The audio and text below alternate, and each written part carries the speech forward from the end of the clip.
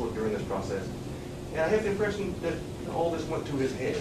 That he sort of, I don't know what he saw himself as at the beginning. By the end, it seems to me that he does see himself as something like a Buddha or something like that.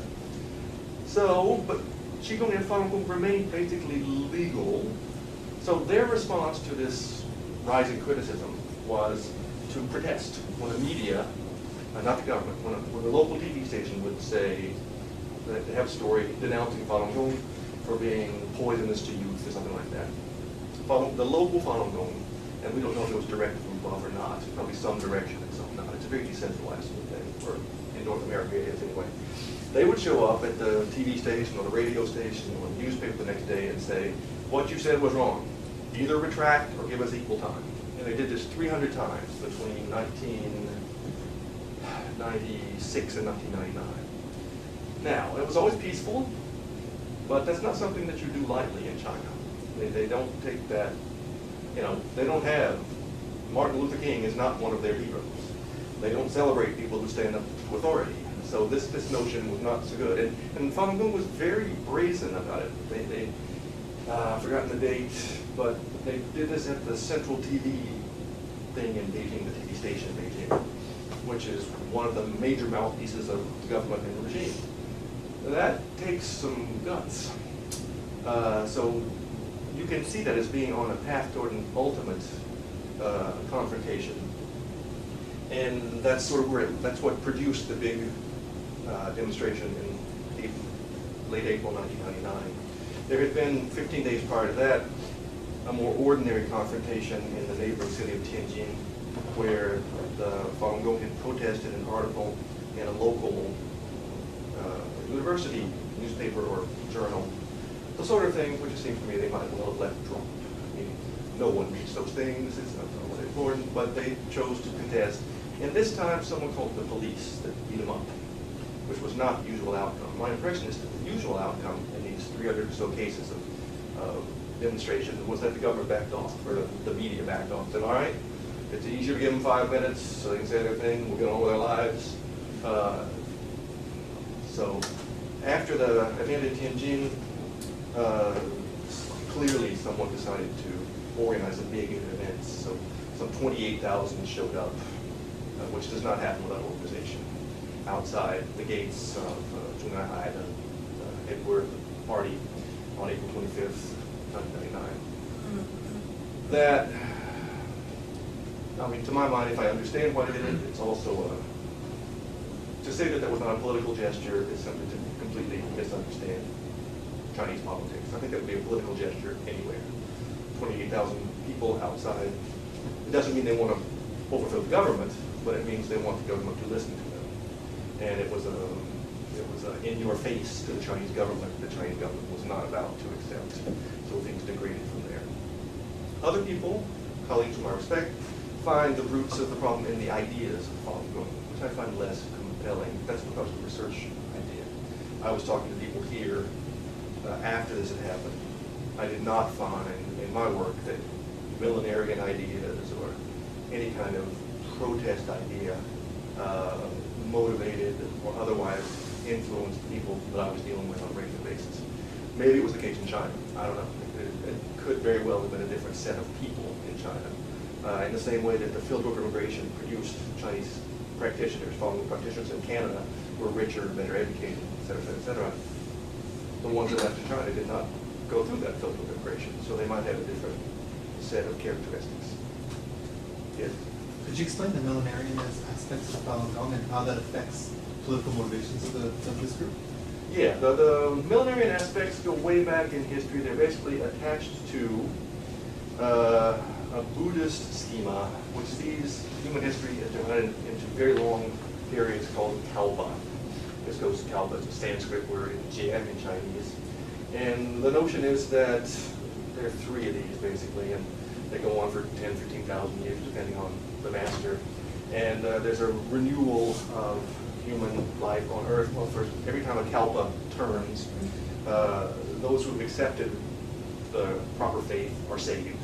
So they go to join how do you say that in English? The unborn mother or some other god or goddess in heavens. And then the world is recreated. So it's been there forever. There are tons of groups in 19th, 20th, 21st century China who have the exact same schema. It's very, as far as I can tell, it's very rarely implicated in uprisings or in taking action. It's much more, it's a mobilization tool in the sense that if I'm a master, I'm trying to build an organization, and I say, you've got till next Tuesday, you might respond. If I just talk in general about the crisis of whatever is going on, then you might or might not respond. So that's what the millenarian stuff is. It's a very minor point in Li Hongzhi's writings. It's one that almost never, ever, ever came up when I talked to Falun people. I grew up as a Southern Baptist in Tennessee. We sang every Sunday, Jesus is coming soon, morning or night or noon. This is millenarianism. And yet, the bankers in our congregation made 30-year loans, and people still sent their kids to school on Monday morning. Now, this is not to say that millenarianism cannot be connected to a social or political movement.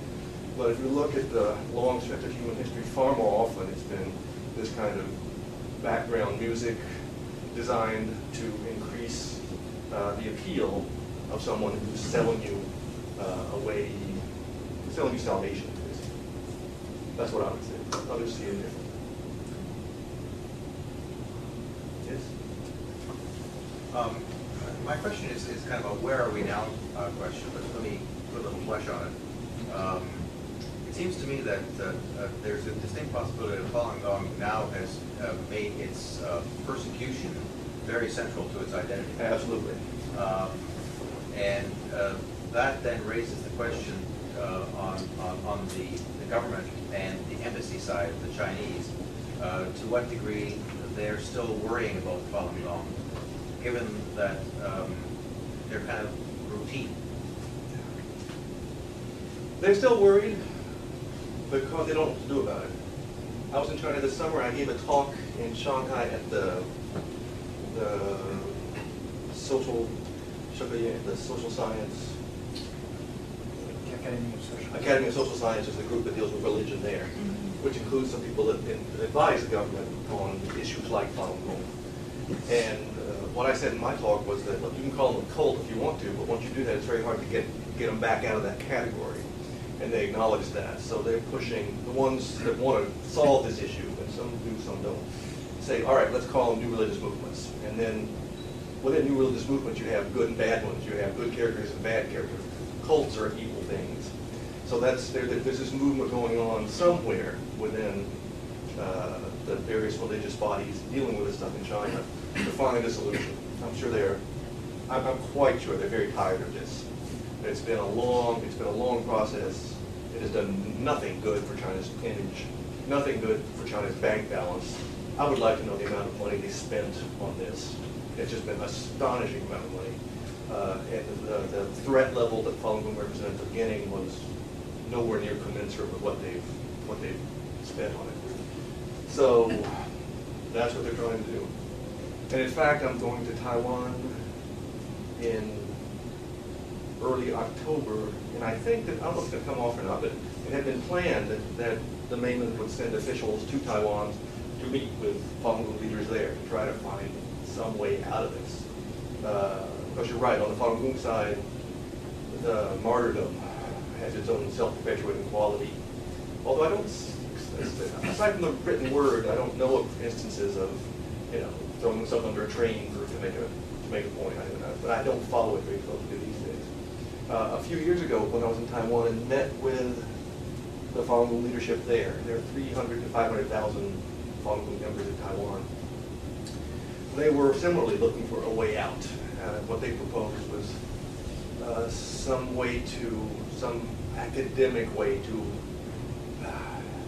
identify and somehow, not excuse, but label the violent impulse on the part of the Chinese state as being somehow not just associated with Falun Gong, but part of some other pathology, which I thought was unlikely to work, frankly, and I didn't really want to spend a couple of years trying to get a grant for that. So I said, keep me on your mailing list and let me know how that works out for you. But they are people who realize that, all the language in the End of Times and the language in Falun Gong circles is highly charged, as I fully understand. But at the same time, these are very smart people who would like to find some way out of this. I don't know where the master stands on all this. I haven't read his recent proclamations on various things. I'm not sure how to frame this exactly, but I have read of controversy or criticism regarding the Confucius Institutes Yeah. and Falun Gong, and with regards to academic freedom and hiring practices of universities that get money from the Confucius Institutes. And I was wondering if you could speak to that at all, if there is, or if this is just kind of media speculation. I can't speak to it very authoritatively. There's lots of them. I think they've made less of a splash than they had hoped to. Most of the ones that I know are I don't think you could, they wouldn't invite me to talk about Falun Gong. I think that's clear. But generally, they've not been able to get very close to the purse strings or the pulse of academic life. I think they've wound up being pretty much language institutions. I don't know what kind of lecture series they have put together. You know, we have one in Montreal that's attached to Dawson College, and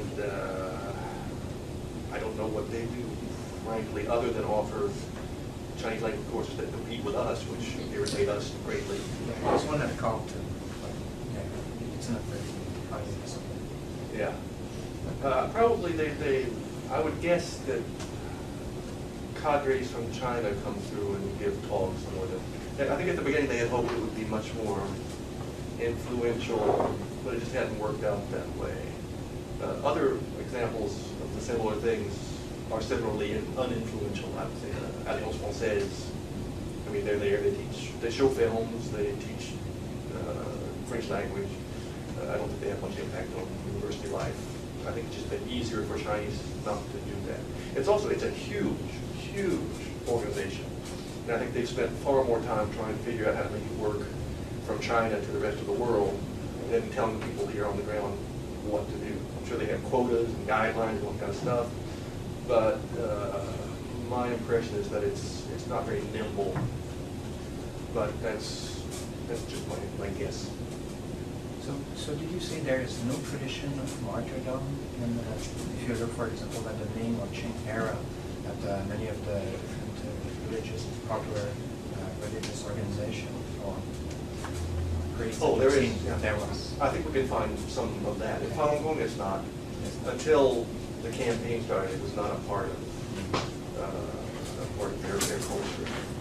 And when the 5 people did burn themselves in Tiananmen, the rest of the movement denounced them, saying that these cannot be Falun Gong people, but that we respect the body, we don't do harm to ourselves, etc. There was another thing.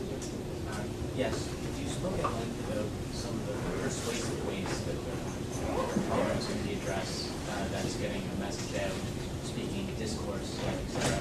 You spoke a little bit about somewhat of more, in a sense, coercive ways of resolving this, and I'm speaking now about legal aspect to it. International law is coming to grips with this sort of coercive element to it, doing things because that's what the court directs. Do you see a legal aspect to the solution of Falun Gong versus maybe traditional spokesmen? To my knowledge, the legal aspects have been tried exclusively outside of China, obviously. And it's been an effort to force Western governments to come to terms with actions that the Falun Gong claims the Chinese state has taken against Falun Gong members in China. And I think it's probably caused the odd Chinese politician to change his plane route here and there. But aside from that, I'm not sure. I know that was a major effort in which many Falun Gong practitioners have invested a lot of time and effort. I don't want to denigrate it because I haven't kept up with that. They were just sort of starting down that road toward the end of my research. And I remember speaking to various lawyers about what they were doing, and it strikes me as it's both an act of desperation is not quite the word, but a last resort. But also it makes good sense. I mean, there are these kinds of institutions, and from outside of China, there's a limit on the amount of pressure we can put on China. I thought Falun Gong practitioners did a fantastic job for about 18 months to keep their cause in the news.